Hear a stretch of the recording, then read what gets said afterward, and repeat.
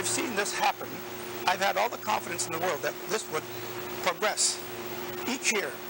And each year it has progressed that way. In fact, ever since I've been in the wine business, in the table wine business, since 1937, never once have our sales dropped.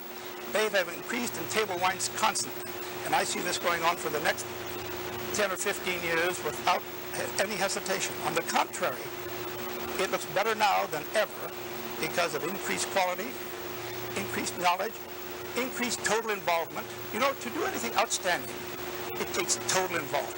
I think it's the feeling of knowing that we can produce wines, in our case, I mean, as Robert Mondavi Wine, we can produce wines equal to the smallest producer because everything that we've done has been based upon duplicating what the dedicated small vintner will do. So we bought our equipment, our facilities, and we taught our people to have the same love and desire in wine as we ourselves. It takes people to make a business. And once you do that, you'll find that they'll guard that just as well as they own the business themselves. But that takes about 4 or 5 years to communicate that. And as long as you do it, they will do it too. And if you believe in it, they will believe in it too. Davies was a businessman who liked wine. He had no plans to make it a career, but he dreamed of starting his own business, and there seemed to be room in the valley for a man who could give the attention to detail required in the production of fine champagne. So for us, I think it gradually crept up on us as we assembled a way of doing things. And as I told you, when we were looking for a kind of small enterprise to move into, it seemed like a very logical possibility because of our own personal feelings and because of the obvious trend in American life toward accepting wine as a facet of eating and living. His commitment was quickly rewarded. Only 7 years after he reopened the old Schramsberg winery, his champagne was chosen to be served at the state dinner during President Nixon's trip to China. I personally find myself that I have always enjoyed from a glass of wine more, as I've said, than what I actually pour out of the bottle. I mean that in the sense that wine is not a commodity kind of product. It can be a very individual product. And one man's Cabernet is very unlike the next man's, and they can both be very well made, but they just simply don't come across to you the same. And therefore there's something to talk about. There's something to think about. There's something to inquire into. There's something to learn about. The Napa Valley has attracted settlers from all over the world, people whose pride and ambition are wrapped up in the wines. And maybe because of the fact, in fact I suspect very much because of the fact, that in our world today there is so much that is stereotyped and sterile and spoon-fed and pre-processed and standardized and scooped out in square blocks to us over which we have very little influence, that we are all anxious to find things that are absolutely the contrary of that. And wine comes along saying, gosh, here's a thing that swims against the stream. And I know some person made this wine, and it came out of some ground somewhere, and it was really grapes one day. And I think it is an antidote, maybe, for standardization of life. Robert, thank you for your time. There's been wonderful growth in the wine industry in California, and can this continue? Very definitely, Jim. Our wines that we're making are definitely much better than they were 10 or 20 years ago. In fact, we're learning to grow our grapes naturally in the vineyards, make our wines naturally in the winery, and the wines become much more gentle with more layers of flavor, and it harmonizes with your food. It can't help but go forward, and that's what's actually taking place. So I'm very excited about the future, and I think the American people are going to realize how lucky they are because they're going to realize these wines are improving consistently.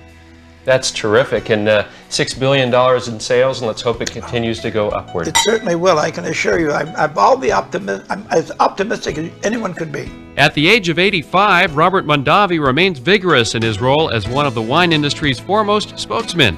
His love for wine is evident at every turn of a phrase. Which of my children do you prefer? I like them all for different reasons. Like Cabernet Sauvignon is a king of red wines.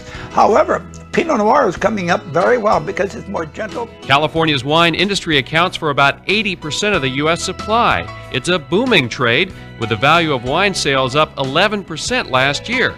Mondavi says low to mid-priced wines feature some of the best values. We are producing now more popular priced wines, and we think they are better values than the very expensive wine. Naturally, if you have the money and you can afford it, so be it. They'll pay the price. It's a little different, and people that have that money. However, very important to be able to supply the common person or the person that at reasonable means and supply wines for them, good wines, at a good value. And I feel that our lower priced wines, our Woodbridge wines, are better values in a way than our reserve wines. Yet, if you have the money and you can afford it, why not buy it? It's part of our culture. It's part of our heritage. We can go back to primitive man. We can go back 7,000 years, and all during that period of time. Wine in moderation has been proven to be good for you, and that's been talked about over and over. And even Jesus Christ made water into wine at the marriage of Cana. And the wine has been mentioned about 150 times or more in the Bible. It's part of our culture, part of our heritage. Active in producing fine wines for more than 50 years, Mondavi is a living testimonial to the phrase, wine is life. Labor of love, definitely. And it's not interest alone. You have to be passionate. I say you have to be passionate about what you do. If you want to really have an enjoyable life, too many people just take interest, but that's not enough. You have to be passionate and put your heart and soul into what you do. With one of Portugal's greatest winemakers, Dirk Niepoort, we've just been in the Douro Valley, tasting 2011 vintage ports, tasting excellent table wines. Dirk, I've known you for 25 years, and you make excellent vintage ports, but also you make great table wines. And I think that sometimes people can't understand how you can do both. Tell me about your experience with port and table wines. No, I think Douro is special. It's different. While, classics like Bordeaux, Burgundy, Mosel, you talk about 100-200 meters of difference. You talk about usually south-facing exposures, east-west a little bit. In the Douro, it's much more complicated, more complex. We're talking about 80 to 800 meters height, lots of vineyards, north, east, west, and so you have a big diversity, and we have 85 different varieties. So, I mean, the potential is huge, and I think one thing for me is clear. The best vineyards for port are not necessarily the best for making wine. So we have to understand the Douro from a different perspective. I think we know where the great vineyards are for port. Now we have to try to rethink the vineyards, and I think north-facing vineyards are part of the secret. High vineyards, the vineyards, at 600, 700 meters, they ripen totally different. And so, when it rains at the bottom vineyard, you have a great danger of rot very quickly. On the high vineyards, you don't have. So it's a question of timing and right picking. And port seems to like extreme situations. So it likes excesses of heat, it likes drought, no rain. For wine, I think that's not so good. You need more even, you need some more moisture, you need maturation going evenly, maintaining acidity. So describe a great Douro table wine. What sort of character style should it be?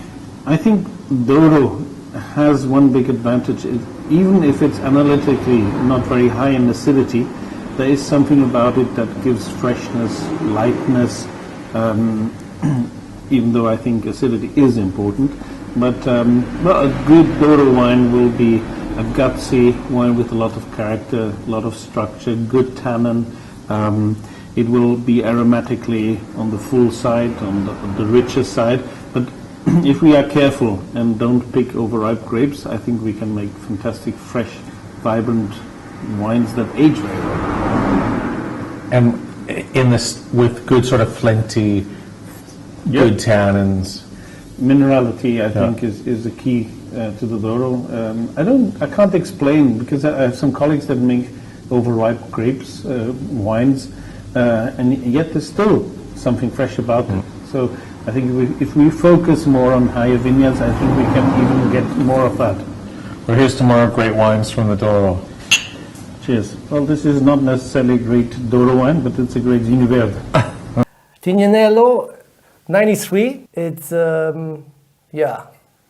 We will try it now together. Yes, absolutely, because you know I like the young Tignanello, but I must say that I love the old Tignanello, because Tignanello is a wine which after 6, 7, 10 years it starts to evolve and to change a bit the style of the wine.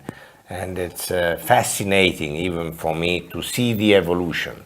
Sometimes you have good surprises, sometimes you have also bad surprises. It's life. It's life, and wine, you know, it's mysterious also for that. You never know Yeah, yeah. exactly what's going to develop happen that. with the future of the wine.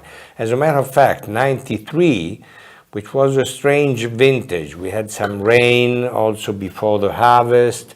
We were not too sure that it could really become a great vintage, but then it was a good surprise, and after 10, 15 years, we are now realizing that instead it's a great classical Tignanello. But look at the color. It's not that super brown red wine. It's like still it has its fleshiness, the red color, right? The crimson.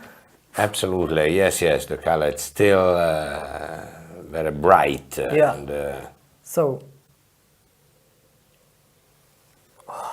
right, absolutely aromatic. It's open. It's matured, but it's has this plums, this tobacco, cedar. It's like scorched earth. It's like wow, some sweetness. And it's a balanced wine. I think it's very important for a wine to be balanced. And this is, that's why I call it a classical Tignanello. It's a balanced wine. And it was not like that at the beginning. But then after, 20 years or so, now it's really a wine which has reached a level of maturity. It's not an old wine, but it's a mature wine. It is more on the elegant side. It's not that the wine is so big and... That was the vintage yeah, also. yeah. 93 gave wines which were, again, not big, not powerful. It was a vintage with the characteristic of being in the light side of. So the wines were not too big wine, not too complex wine, but very elegant and I think very pleasant also after so many years. Great. The wine should aerate and be decanted. Yeah. Because after so many years, obviously, it's a bit, there's a bit of reduction and it needs to breathe. The older the wine, the more important it is for the wine to breathe, breathe a bit. And there is some sediment, as you can see in the bottle, which obviously it's absolutely normal. And also for that, it's important to decant it. So the wine like this one is perfectly transparent and clear and not cloudy. So, Mr. Piero Antinori, this is I like this vintage. It's like absolutely, like I said, on the elegance. You have I like the sweetness of the wine. It's like really a wine you can enjoy. I think this style was how it's now presenting it now. It's like you can also enjoy just drinking it, right? Absolutely. 93 came after a vintage which was after a vintage which was 92, which was not a good vintage. Actually, we didn't produce any Tignanello in 92. Okay. Strangely enough, exactly after 10 years, in 2002, it happened the same thing, and we didn't bottle any Tignanello in 2002. So, Tignanello, out of 10 vintages, very often we have to skip one vintage. Because, so Selection. 93 was coming after 92, so obviously we were quite happy that the vintage was good.